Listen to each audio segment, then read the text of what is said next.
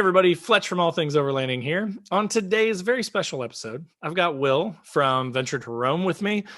Hi, Will. Hi. And that was awkward. It's fine. We'll cut this out. Probably not. Hello. Hello. We're leaving all this in.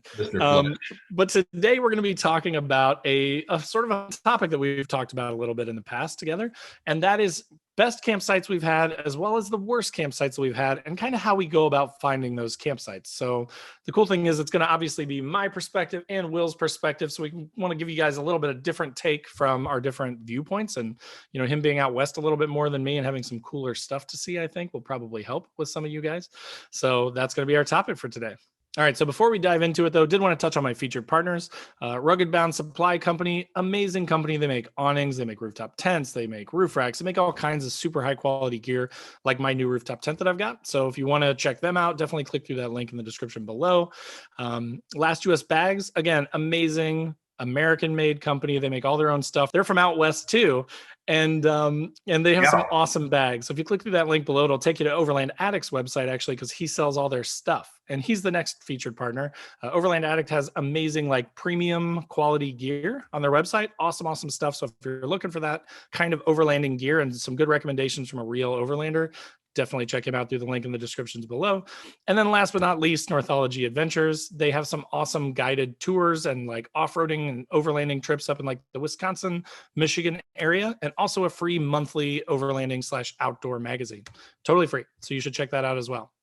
So without further ado, though, let's dive into the episode. Can I take a second and talk about my sponsors? Yeah, go for it. Okay. I would be remiss if I didn't mention my sponsors, which are my job. Thank you, job, for employing me. My lovely wife, Kate, who also has a job. So thank you to her job for employing me. You. Mm-hmm. And the pennies that I've made on my social media influence. So thank you. I just need to take a second to mention those sponsors for me. I appreciate that. Yeah, great. I'm glad. Send me links for that and we'll get them in the description. I'll send you a link to my job. A link to your wife's LinkedIn profile. All right, guys. So we're going to start, since Will's my guest. I'm going to let him go first and kind of talk about his favorite or best campsite that he's ever had. Yeah. I mean, I live in the West. I live in Idaho. Kate and I are based out of Idaho. So I do feel blessed that we live close to so many epic places. So we live right on the edge of where the high desert meets the like pine tree forests. And so in one direction, a half an hour, we're like up in the mountains and the trees. Yes. In another direction, a half an hour, we're out in like the high desert plains and canyons. And so it's hard for me to pick like a favorite place, but I will say that there are a couple very, very memorable places that I will definitely go back to. One of them is oddly enough out in Walla Walla, Washington. So Walla Walla is it's a valley floor, and above it are like the Oregon Blue Mountains. So there's this mountain range that separates Washington and Oregon, and the mountains aren't very high. I think they're maybe 5,000 feet or something like that. But last year for Kate and I, for our anniversary, we went out to Walla Walla. We went wine tasting, and then we overlanded our way back to Boise. Sweet. And so we went up on this. I don't know, maybe we're 4,000 feet, but we were right above the Walla Walla Valley, looking out on this. We had this perch view, and it was so incredible when the sun set. It was like a Hawaiian sunset. Huh. The sun, it was like there was like dust in the air, and it was making all these colors. And right after the sun dipped underneath the horizon, it lit up Mount Rainier and Mount Hood. So we could see the outline from where we were. And I was like, what is this place? It's incredible. Pin drop. It sounds just like Indiana, basically. It's crazy elevations and basically the same thing. But that one, that one we had to really hunt for that one. That wasn't one that we planned for. We had all of these pin drops on our map program that we were looking for in that trip. We thought we were going to stay, and all of those roads had been closed. So they had just bulldozed. Yeah, they had bulldozed all these roads. And so we just kind of kept going and winding around until we found ourselves out on this lonely road. And we went out there, and we did get visitors, though. We got visited by these ladies on horses. Oh, wow. Yeah, it was so strange. It was like, there's horses out here, and they were doing like geocaching. So there was going to be like a scavenger hunt for people on horses in a couple of weeks, and they were out planting the clues for that event. And I was like, that is so cool. But that one, yeah, I think that one is definitely in the top. And then I have to say one more, which is me and my knucklehead friends. I do trips with my family, but also trips with my knucklehead guy friends.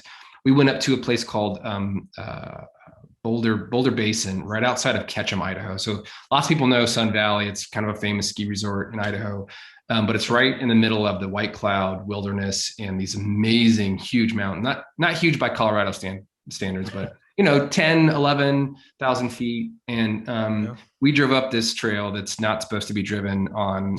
I mean, it's not illegal, but like mostly it's just ATVs that go up it. And we took our rigs and we went up and we drove up at night. The guys got so excited they wanted to keep going. And so we didn't know what we were doing. And and it got so late. I was like, you guys, I can't do another sketchy ledge road. It's like, it's like 11 p.m. It's pitch black. It's a dark sky area. So there's like, you can't see anything. And so I was like, we got to park it in this meadow. Like, let's just, I can see there's been a campsite there. So let's just go there. We woke up in the morning and it was like the most incredible. We were up, I think we're like 9,000 feet. We were right we could just see the peaks of all these mountains around us. And I was like, oh my God. Cause it was pitch black. We were just happy to find level ground. We woke up and it was like, no, I mean, it was crazy. So made it to heaven. Yeah. And that's another one that now I know how to get back there, but it just happened like spontaneously. We just lucked out. Yeah. I feel like that's like half the time you just like get randomly lucky, right? Like you're not even planning on it, or you have like a spot in mind and then on your way there, you see something better, or you get there and it's taken. And then you're like, where are we going to go? And you just start driving. Yeah. And then like around the bend is like something 10 times better. I don't know about you, but sometimes I suffer from like opportunity cost syndrome. Like I just get so fixated on finding a good campsite that like, it's like, ooh, that one's good, but I bet we could find a better one. Like let's take this road. Ooh, that one's good, but I bet we could find a better one. And there's a time last year where Kate and I, we did it all day long. We got so bad. We got so in our heads about it. And we wound up just getting a cheeseburger and going home. Because we were like, you couldn't find anything by the end. We couldn't settle. Yeah, we couldn't settle. Yeah. I usually have the opposite problem where it's like, oh, I know 3 spots that I really, really want. And then I'll go to like Hoosier National Forest and I'll show up and first one's taken, second one's taken, third one's taken. And then I'm like, I'll see one that I'm like, that one looks okay, but I don't know if it's as good as another one I might find. And then I'll keep going. And then like, I'll see everything else is taken. And then I'll turn around and go back and then that one's taken. And I'm like, oh, son of, I should have just settled and just gotten in there. Like, I feel like I miss them all the time. Like when we went to Georgia, it was like, we were in the Chattahoochee National Forest and it was just all these dispersed sites all along this river. Mm-hmm. And we literally drove one way down the river and every single spot was taken. We drove back the other way down the river, every spot was taken. And I was like, I don't care if it's next to a freaking porta potty. Like, I just want a spot to park. Yeah. And then we just happened to we went like way up this like hill mountain or whatever. And like, we were like, there's nothing up here. We turned around as we were coming back right before we got to the bridge that took us to that side where the dispersed camping was. The very last spot on the right had been taken and was open. There was a fire in the fire pit and there was no car there, no tent, no nothing. And we're like, oh shit, is this open?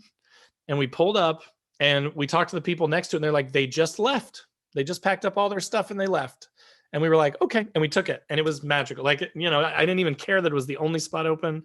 It was just so nice to have a spot. Is that the one that was on your recent video? Yeah. Yeah, that was a great spot. And there was a van. Perfect. There was like a van next to you. It was the van life people that were next to us that told us it was all clear. Yeah. Yeah. So they ended up to be super cool. And they brought us grilled cheese sandwiches that were like the best grilled cheese I've ever had. Like, I'm not lying. It was totally random. So, hey, people, there's nice people in vans. Not all of them are nice, but there's some very nice people. I mean, they didn't offer us candy or anything. So it was probably, that's right. I don't know if grilled cheese is like adult candy or what. I have a couple feelings about your story, man. Like the fact that you can't find a spot because it's crowded. I've seen that over here.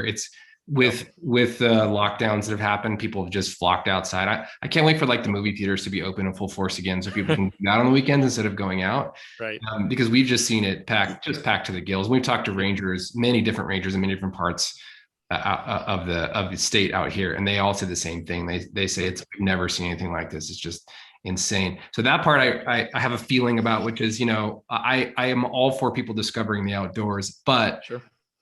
But the fire was still going. I mean, to me, Right. that is the other side of it, which is there's so many people who are doing it for the first time, or I mean, there is a fair, it's easy to like demonize those folks. Like it's easy to say like they're disrespectful, like they're ruining nature. And I think that a bit too in certain circumstances, but also there's just like an extreme lack of education out there. People are doing it for the first time, or, or they don't do it a lot. And so no one's ever showed them what to do. I mean, I would think like put the fire out, but you don't know what they don't know sometimes, Right.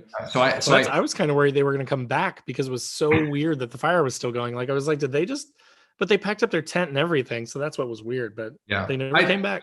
I don't want to make it sound like I condone anybody leaving a fire going. Like that is ridiculous. You should never do that. Those people made a terrible decision. There's no justification for that.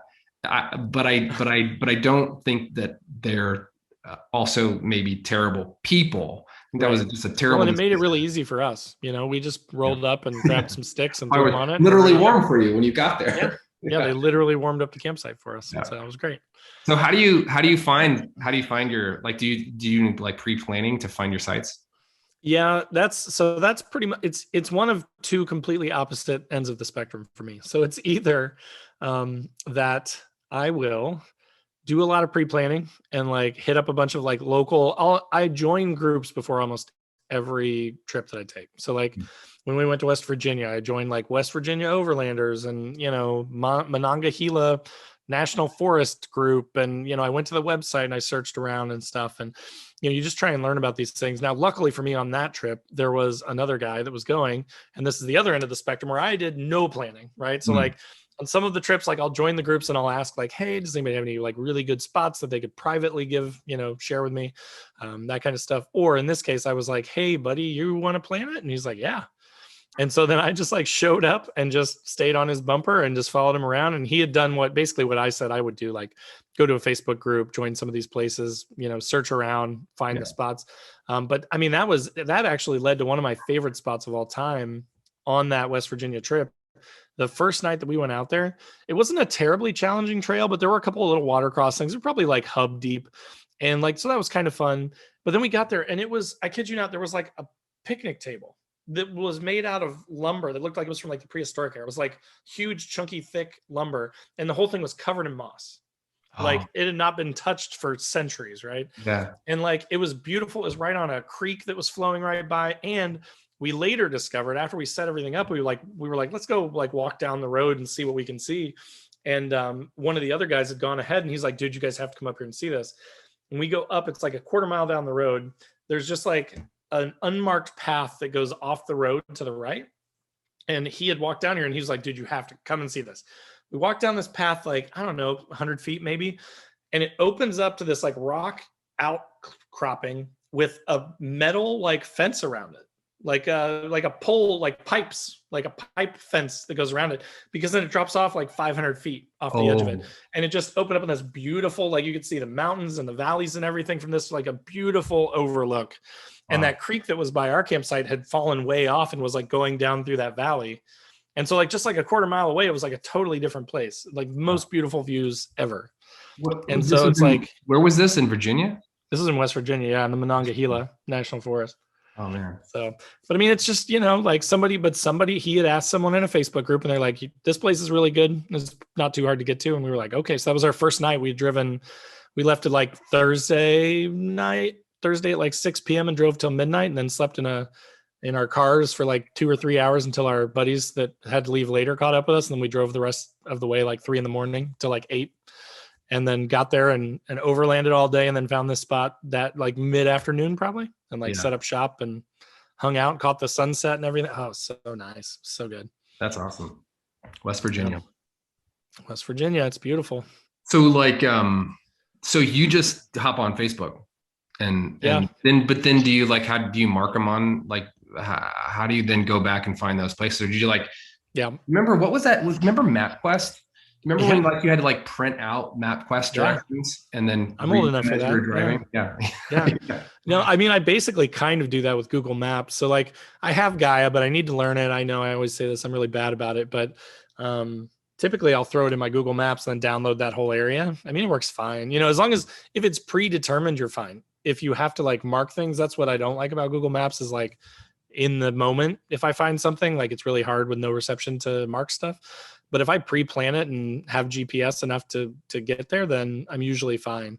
So that's kind of my go-to is, you know, I think the way that it's actually like a progression for me. I usually will like watch a YouTube video and get an idea of like a place that seems really pretty.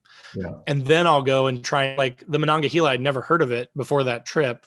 I just knew we were going to West Virginia. So I searched for like, I Googled like West Virginia National Forest, found the Monongahela, YouTubed Monongahela, and then found a couple of videos. And I'm like, oh, this area is really cool. And then you go to a Facebook group and you say, hey, I heard about this area of the Monongahela or this road or whatever. And then you ask about it or you search. Most of the time I try not to ask because you usually get burned for that. But usually if you just search, people have already talked about it and at least given you like road names and stuff. So I can have an area that I need to search in because that's the thing too, is like, I'm not necessarily, I don't want to be super lazy and be like, give me the exact coordinates so I can just go there. But if I can get an area, usually that's, you know, you'll find something. I did that once. I did reach out to Primal Outdoors once because he goes out. So Hell's Canyon is close to where we are. In fact, we're headed out there this weekend. Nice. And I had never been before, and I was super nervous because it's a massive recreational area that is very, I would say, somebody might argue with me on this, but it's a pretty wild place. No. Because there are no population centers. There's Joseph, Oregon, which is a teeny tiny town. There's Halfway, Oregon, Cambridge, and they're all 30, 40, 50 miles from anywhere. So so then there's this vast area out there. And I was like, hey, you've been there a lot. I've seen your videos because I too, I go on and I'll just search on YouTube for videos on areas, try to get a sense of the place. Yeah. And I was like, you know, I was like placing an order. I was like, so here's what we would like. We'd like a view of the Wallowas, please, maybe the Seven Devils, and we'd like a sunny space with a little shade and protection. And please send me the GPS coordinates. And I bet you never heard back. No, he totally responded. I had met him. That's impressive. Person. Yeah, I met him in person at the Alvord Desert. We were just using the bathroom at the same time, and we chatted and took a picture, and he was really personable. And so he did respond to me, and he gave me coordinates that matched none of those criteria. And I was just grateful for anything. Right. So yeah, I have actually tried to dial that up, but it didn't. We did not camp in sight he sent. And you know, I don't blame him. I think it's probably not great to ask, and it's not great to give away that stuff. Yeah, it gets a little tricky, you know, like I made a video about it recently where I'm like, why I'm not publicly giving them away. And I pissed off some people. Some people were like, I'm unsubscribing. And I was like, well, listen, you didn't watch the video then, because I said, if anybody that subscribes to my channel hits me up and wants some spots, then I'll give you some spots, like privately, with the understanding that you're not going to go and put it on Facebook as like, hey, everybody that's looking for this spot, here are the coordinates. Like you share with people that you trust, you know? Yep. Because it's just so, you know, like, I don't want to be the bad guy. I don't want to be a gatekeeper is what I got called. They're like, you're being a gatekeeper. And I was like, no, I've put in the work over the last few years to find these spots. Like, it's not like I wasn't given any of the spots that I've got. I found all of them. Like I went on one trip with the guy that organized the West Virginia trip. And I had that spot and I marked it.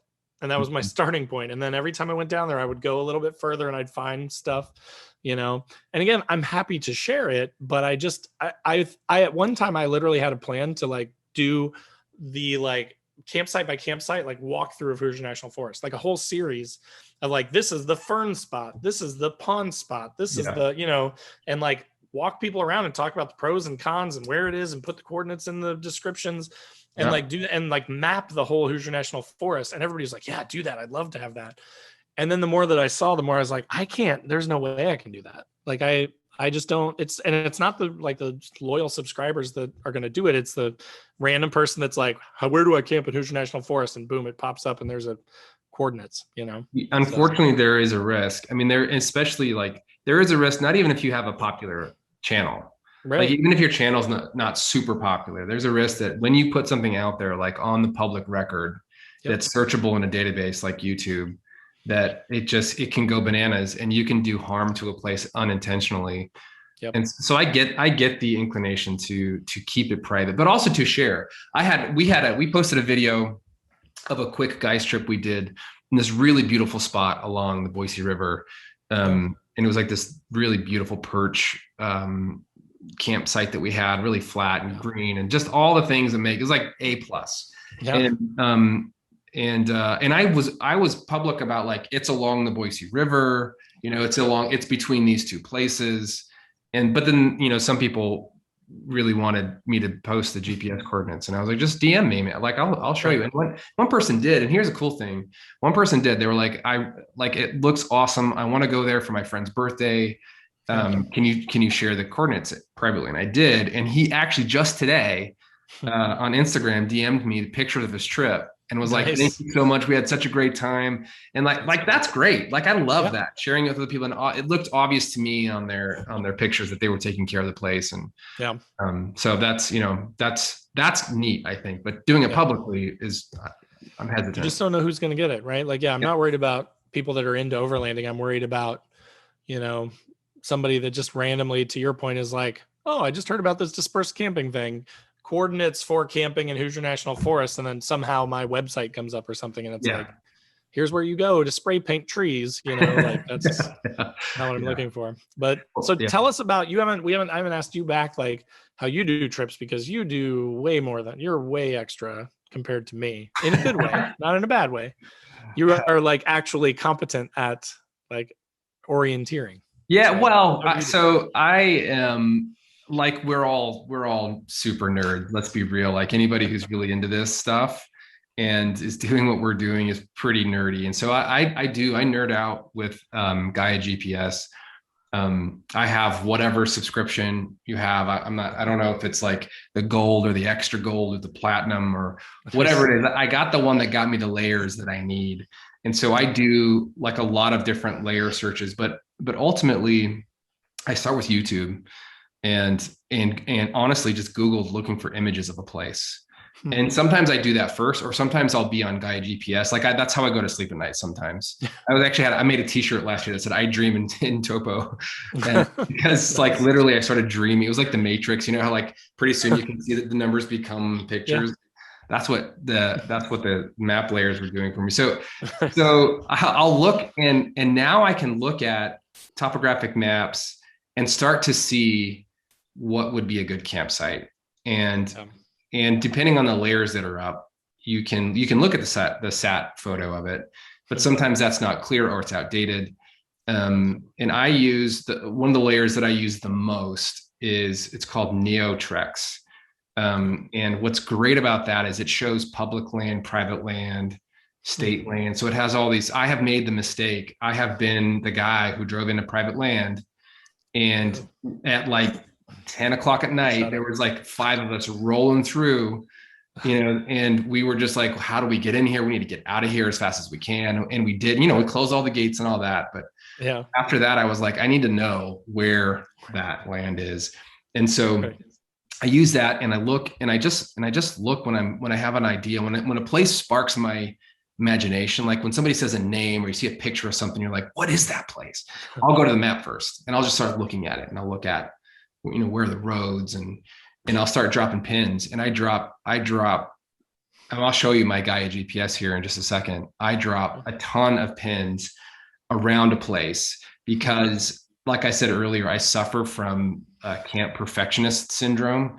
And so I want to have some backup places. I want to have some places, some reference points. Like if that place doesn't work, I know there's a place over here that we can go check out. So we don't just take every single spur road that we see to nowhere. That's what I do every road. And then what I've discovered recently is I pair it with Google Earth now. And Google Earth is incredible for getting a 3D view. Yeah. So I love doing like finding a spot, and I have all these things mapped out, and I'll show you so we're planning a trip to Hell's Canyon. I'll show you what we've done so far just in just a second. And then I'll go and I'll find these sites and I'll be like, but what is it kind of like? Like, right. Are we going to be covered by trees, or are we going to have a view, or what's in front of us? Because topographic only shows you so much. Everything looks like it's a clear view, but when you get in there and it's forested, it's like, I realize now I'm camping in shadows. So that is incredible because you can tilt it around and kind of see the whole landscape and really get a sense of what it's going to look like when you get there, which on one hand, I really love for finding camp spots. On the other hand, it does take away a little bit of the mystery of like discovering a new place. But if you want, let me pull your stuff up. I was going to say, I had a buddy that we were talking about going into Kentucky, like the Red River Gorge area. Yeah. And I did kind of what you're describing. Like on my map, I found like a road that looked like it could be cool. And then I hit up Google Maps, right? And went down to the ground, and it was a lady with like 2 dogs backpacking it. Like in every picture, as you zoomed it forwards, it's like this lady over here to the side, and then she's over there, and then the dog's up there. And then like, I was like, she literally walked this. Like, I hope we can get trucks through here, but then COVID hit and we ended up not taking that trip, but I still have that stuff saved. And I'm like, I want to go find where this backpacking lady mapped this whole thing and took video and picture of this place. That's awesome. Cool. Yeah. Hopefully it's a road. Yeah. It says it's a road, but it looked pretty thin in some spots. I'm sure she was just walking on a road. I'm sure that's probably. All right. I'm going to share my screen with you and show you our current. Let's see this setup. I need to learn. Am I sharing the right one? Are you seeing? I see a map. All right. So here are the layers that I use. Let me just talk about the layers I use and why. So I use this Neotrex land use. And I think on Gaia, this one comes with, I think you have to pay extra. This is part of one of the subscriptions. It doesn't come for free. And then satellite with labels. And then this one's super important, the MVUM, the US Forest Service motor vehicle roads. So you'll see when I toggle this layer on, this is all BLM land where we're looking to go. I'm going to show you, but this is all national forest land over here. And it'll show you what roads are there, what roads are open. And it gives you information about the roads, like when they open, or sometimes it'll even have like seasonal updates on those roads. And then for right now, because we're going in spring, I use a snow layer, and you can see that like where we're going in Hell's Canyon, we're going to be pretty close to some snow. Nice. Even though it's getting warmer over here, we're getting into the 70s and 80s in the temps. There's still every rainstorm that's passing through is dumping more snow on these big peaks. So sounds terrible. So yeah, I know. So here's what I'm doing, and this is going to be a total experiment. This is the Snake River, and it separates Idaho and Oregon. So on the right side here is Idaho, on the left side is Oregon. And this green route that I have here is an established one. It's a paved road. It's a highway that runs along this area and runs through the wilderness area and comes out at Joseph, Oregon. But I don't like to take the paved roads, and so I've had this fantasy about driving over the top of Hell's Canyon. So I found this route. This is what this blue route is here, and you can see if I'm zooming in, the Neotrex is telling me that I've got a 50-50 chance that I'm going to get there, and there's a gate on it because it's in private land. This usually means private or state land. And I think what this is, I think it's maybe owned by the power company. I think this is an access road for some power lines that come through, but I don't know for sure. I'm going to call the ranger station tomorrow and find out what it's all about. But my fantasy is that we cross over the dam here, and then we take this road up. It's about 7 miles. We connect to the paved road, and we come down around here. And this is the Imnaha River. And you can see I've already looked at a bunch of campsites, and I have look at that. I marked the Primal Outdoors one. There it is. It's Primal Outdoors right there. Funny. That's the one that he sent me. Turns out it's actually a good campsite. It's just different than what I asked for. No judgment. And so the last time we were here, we actually camped in a campground, but it was totally vacant. There was nobody there. There was nobody in 15 miles, at least. We didn't see anybody. And this blue route here goes up the side of this bluff and then crosses through and goes through some pretty awesome wild country in Hell's Canyon. And so our plan is to drive up over and spend our first night somewhere in here, and I was kind of looking at getting a nice river spot. And so I found a spot right here. It says campsite on the river. So I've marked that in my Gaia. I can pull up satellite here, this layer, and get a little bit closer look at it. So here's the Imnaha River. And you can kind of start to see now there's an access road that comes off here. And it looks like it's right on a rocky, kind of a rocky beachy area right on the beach there. And then if I switch over to Google Earth, we can do the same thing. We can come down here and I can find it. I don't have it marked on here. You can kind of see that's should be right in here. You can kind of see now you get, oh, here it is. Here's that access road. And look, oh, somebody was camping there when it's in this picture. And what I love about it is that you can get down here and get a little bit better sense of like what it's going to look like when you're down there. Like, is it really on the river or are you on a rock? And you can kind of look around to see, well, do I think I could get my Jeep down there and have a flat camping area? Yeah. Or you can get a little bit closer view and say, sometimes you can see the fire rings. Sometimes they're pretty clear. So that's how I go about looking for campsites. And then nothing, like you said earlier, like nothing replaces being there.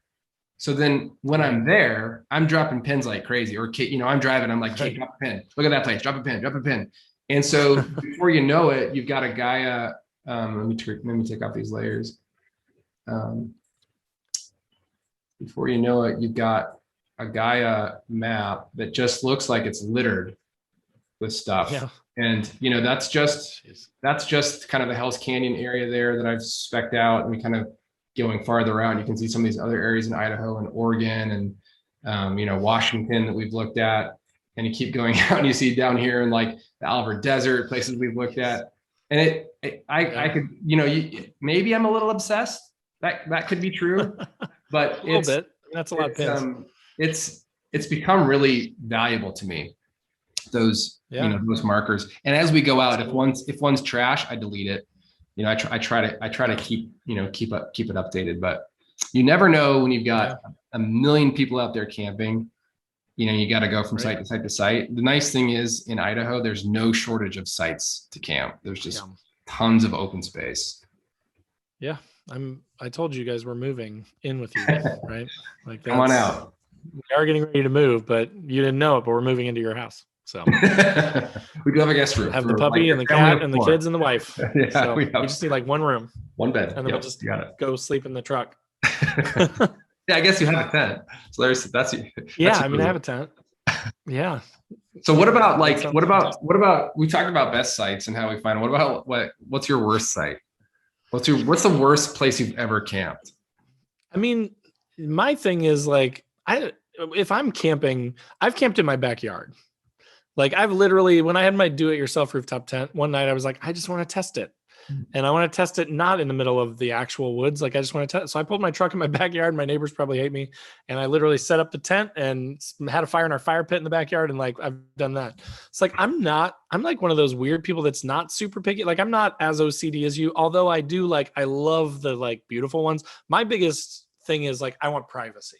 That's like the only thing that I care about is I just don't want to be like right on a road with cars going by all night. Like, that ruins it for me. Like, I want to be like, one of my favorite spots in Hoosier National Forest is one that I don't really give out that much, but it's like on this pond. It's kind of a really rutted 2-track to get back to it. So not a lot of people try it, and it's really narrow at the end. So it's hard to turn around. So I think people that have tried it probably don't go there very much.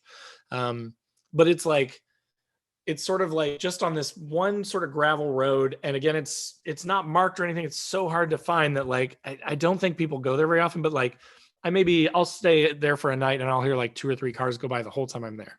And like, I'm, 300 feet off the road. So like, even when I hear it, it's like, it takes them like 5 minutes to drive by, and then I see them, a mile down the road going around a bend or something. Yeah. So like, that's all I really care about. But that being said, my worst ones probably are like the times like you described where you go and it's like site 1 is taken, site 2 is taken, site 3 is taken. You see another one that looks okay, but then you want to push your luck and keep going. And then you come back and that one's taken. And so we did end up a couple of times in Hoosier National Forest. I've ended up at one of those that's like, a little dirt road that goes like 10 feet and then turns, and you're right there. You're just like headlights going over your campsite all night long. People wave. You got to wave at everybody. I don't want to be rude. So then the whole time you're sitting there, you're like, hey, just waving at everybody that drives by. And it's like, enjoying nature's bounty, waving at cars. Yeah, those are not ideal. So that's probably my worst one. But what about you? Yeah, I agree, man. That is no good. You were talking about 300 feet off the road. I mean, I like to be miles and miles and miles. Like I get really persnickety about seeing another car. But again, like don't come to Indiana then and hang out with me, because my best spots are like 300 feet off a road. Yeah. My worst. So last year we went, we were exploring some new areas with some friends that had never been out before. So they were trying out this camping overlanding thing with us, and they just had one night to spend. We had a couple nights where we kept going, but they had this one night to spend. We went out, and it was out by Weiser, Idaho. Up in there's Monroe Mountain and the Cuddy Mountains back there, which are just gorgeous. And that's a ridge that it's the ridge of mountains before the ridge of mountains that runs along Hell's Canyon. So it's not too far from that. In any case, so COVID had hit, lockdown was in full effect. All the campgrounds were closed at that point. And so people were just stuffed. I'm not kidding you. Like every nook and cranny, like you talk about those, like right on the road, like you'd go around a corner and every little pull off, like the places that you're just supposed to pull off and like, change your tire or go to the bathroom, whatever. Like they had like camp trailers in them, everywhere we went. And so finally we got off the road just a bit, and we came up and we found a secluded spot. It was kind of a hard road to get up, which meant that it was probably hard to get a trailer up there, because it was like a lot of trailer camping.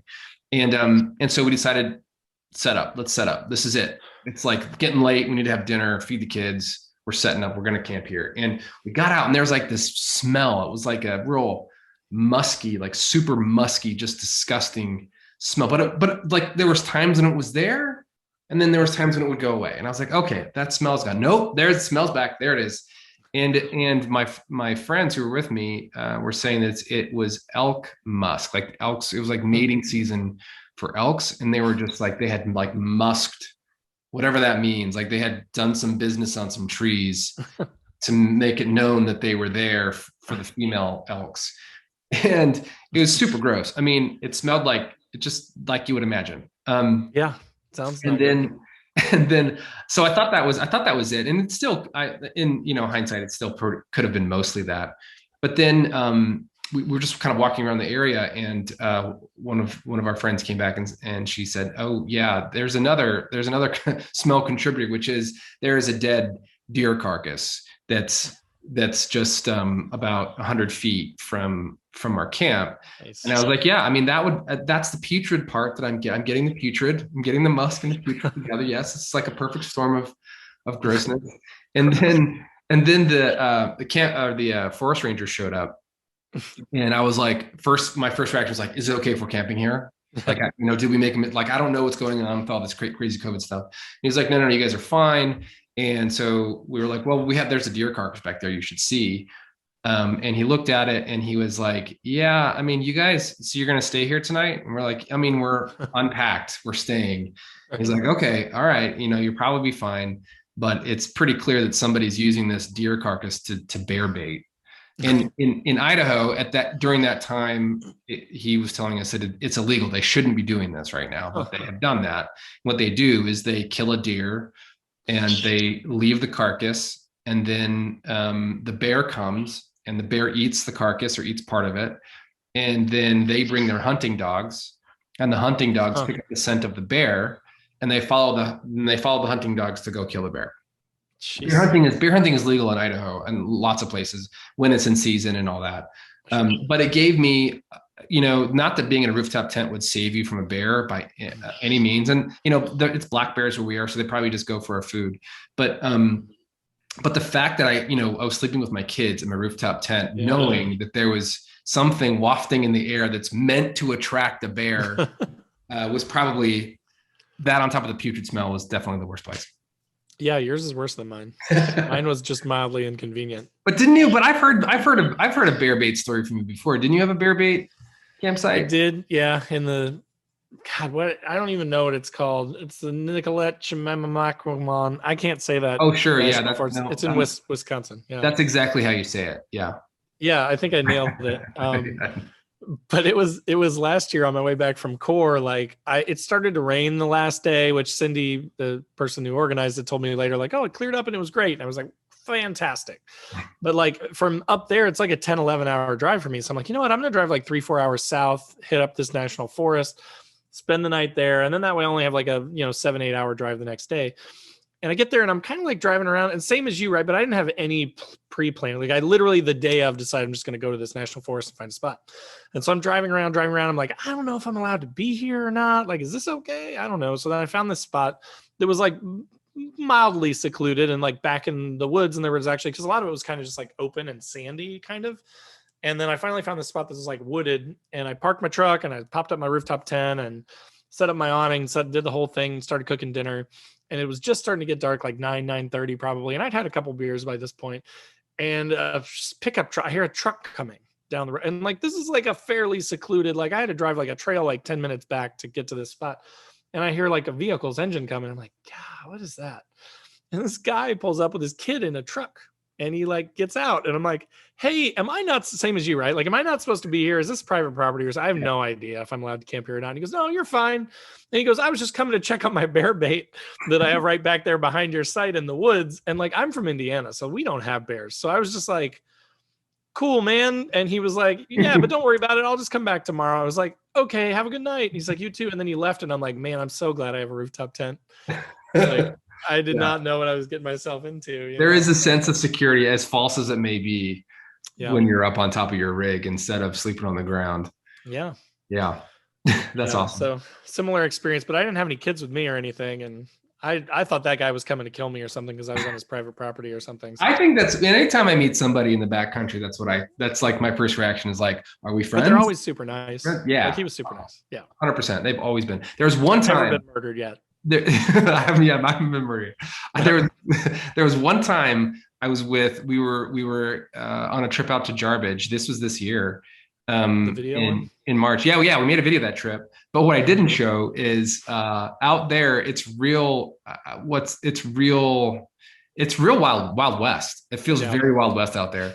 And our guide Ryan, who's from that area, he was kind of showing us different campsites.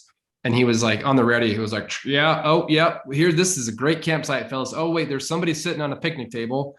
I'm just going to go in and check it out. And then like 15 seconds later, he goes, fellas, he's not friendly. Let's go. We just kept going. And he was like, you don't mess with people out here. You just look, if you want to sit, if that's his campground, he can have it. We'll just go find the next one.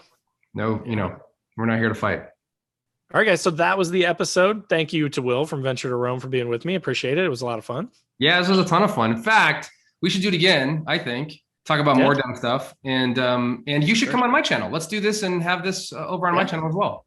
Yeah, for sure. Cool. And speaking of that, guys, I will put a link in the description. Like he mentioned, they have some beautiful views out there. He's got some amazing videos of some awesome trips they've taken, like the Jarbidge trip, like those trips that we mentioned today. So go check those out for sure through those links in the description. If you're not already, make sure to click that subscribe button, click the bell to be notified when new videos drop. There are links to Facebook, Instagram, podcast, YouTube, all that stuff down in the description as well. And then my website too, and my store. So if you want some patches, some sweet, funny, hilarious patches of like hot dogs that say don't burn your wiener, come on over. That's the kind of stuff I've got. That's the level of humor that is on my patches that I sell. So definitely check those out as well. But again, thanks to Will for being with me, and thank you guys for listening, and we'll see you next.